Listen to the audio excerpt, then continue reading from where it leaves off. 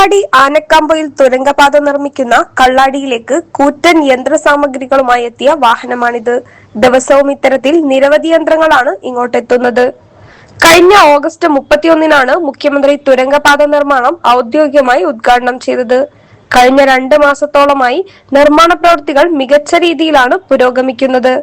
ഗതാഗത തടസ്സം ഒഴിവാക്കാൻ രാത്രിയിലും പുലർച്ചെയുമാണ് ഇത്തരം വാഹനങ്ങൾ കടത്തിവിടുന്നത്.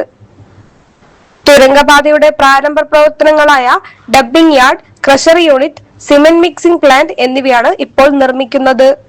പാറ തുരന്ന് ഇരട്ട തുരങ്കം നിർമ്മിക്കുന്ന പ്രവർത്തനങ്ങൾ ഉടൻ ആരംഭിക്കും. പാറയുടെ അടുത്തേക്ക് റോഡ് നിർമ്മിക്കുന്ന പ്രവർത്തനങ്ങളും പുരോഗമിക്കുകയാണ്. അത്യാധുനിക സംവിധാനമുള്ള യന്ത്രങ്ങളും 100-ലേറെ തൊഴിലാളികളും ഉപയോഗപ്പെടുത്തിയാണ് നിർമ്മാണ പ്രവർത്തനങ്ങൾ നടത്തുന്നത്.